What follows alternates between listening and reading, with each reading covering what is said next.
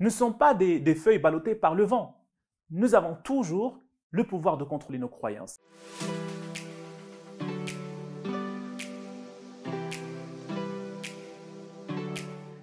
Derrière tout ce que nous faisons dans la vie et tout ce que nous obtenons d'elle, il y a des croyances. Nous avons tous des croyances sur nous-mêmes, sur les autres, sur le monde ou sur des concepts tels que le temps, l'argent, le bonheur, l'amitié, l'amour, la justice, le bonheur. Nos croyances, c'est tout ce que nous affirmons comme étant vrai. Elles sont ces filtres, ces lunettes à travers lesquelles nous percevons la vie. Le plus souvent, ces croyances sont inconscientes et elles sont à l'origine de notre bonheur, au contraire de notre malheur. Et que ce soit au travail, dans la vie privée ou dans n'importe quelle sphère de la vie. Quand une croyance s'installe, elle s'enracine petit à petit jusqu'à ce qu'il devienne une réalité.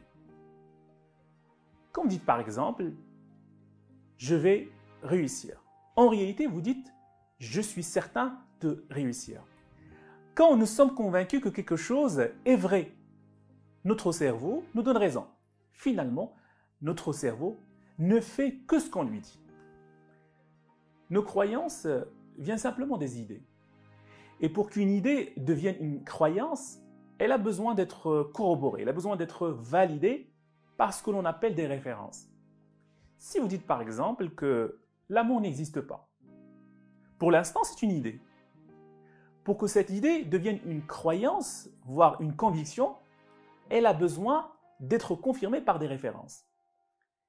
Ces références sont notre éducation, notre environnement, nos expériences, nos familles, nos amis, nos dirigeants, ce que nous lisons, ce que l'histoire nous raconte, ce que la religion nous dicte, ce que la science nous enseigne, ce que la télévision nous projette.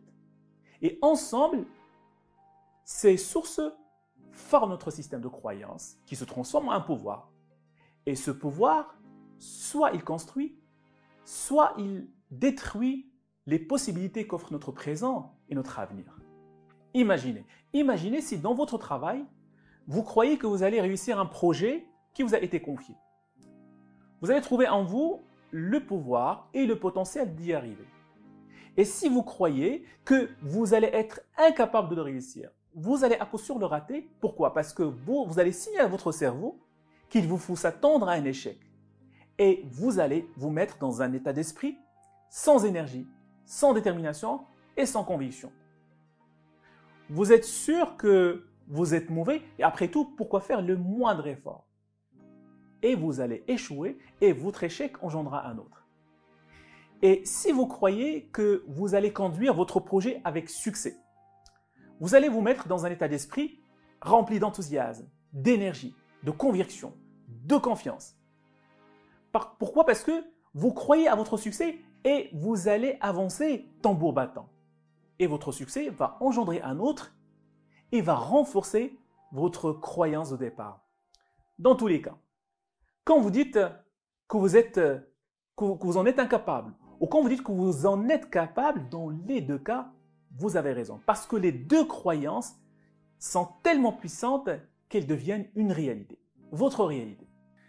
Imaginons deux amis qui se trouvent en excursion en forêt tropicale. Le premier est très méfiant, il croit que le monde est dangereux et hostile. Qu'est-ce qu'il va faire? Il va repérer tous les dangers potentiels, il va juger cet environnement comme étant menaçant. Son ami, qui a la forte croyance que le monde est plutôt bienveillant, agréable, qu'est-ce qu'il va faire? Il va accentuer son attention sur la beauté et les merveilles de la faune et de la flore. Les deux ont raison, sauf que les deux ne vivent pas la même expérience. L'un souffrira et l'autre éprouvera du plaisir. La différence est là. Chaque croyance mobilisera votre potentiel et engendrera vos actions et donnera les résultats escomptés. Et votre résultat renforcera votre croyance de départ et ainsi de suite. Et c'est un processus dynamique. Croyance, potentiel, action et résultat. Les croyances sont très utiles, mais toutes ne sont pas bénéfiques. Certaines d'entre elles sont dynamisantes, aidantes, et d'autres sont plutôt limitantes. Quand nous sommes animés par des croyances aidantes, nous nous développons, nous gagnons en relation et en confiance et nous surmontons les difficultés. Par contre, quand nous sommes animés par des croyances limitantes ou limitatives, elles sapent notre confiance, elles nuisent à nos relations et induisent certainement l'échec. Est-ce que nous pouvons changer nos croyances? La bonne nouvelle, oui. Nos croyances ne sont pas immuables. Elles peuvent évoluer. Nous avons toujours la possibilité de choisir les croyances qui nous élèvent ou les croyances qui nous limitent. Nous ne sommes pas des feuilles ballottées par le vent.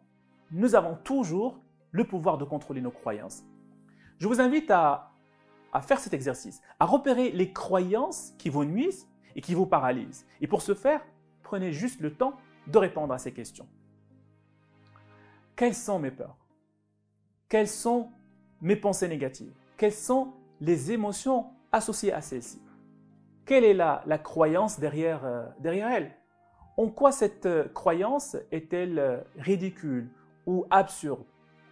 La personne de qui j'ai appris cette croyance, est-elle un modèle? Est-ce que c'est une personne qui a réussi?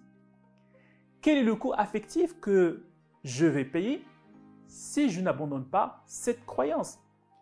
Quel est le prix que je vais payer dans mes relations si je n'abandonne pas cette croyance? Quel est le prix que je vais payer sur le plan de ma santé si je n'abandonne pas cette croyance? Quel est le prix que je vais payer sur le plan financier si je n'abandonne pas cette croyance? Une fois vous répondez à ces questions, vous allez vous apercevoir que vos croyances s'affaiblissent. Et c'est là où le changement commence. Car vous osez questionner vos croyances, vous osez remettre en question leur bien-fondé. Cet exercice, ce n'est pas un exercice qui est facile, parce que c'est un exercice qui demande bien entendu du temps et de la répétition, parce que nos croyances sont tellement enracinées, tellement inconscientes, que cela demande du temps et de la répétition. Juste sachez qu'il est possible avec notre conscience de créer vraiment ce que l'on souhaite de créer.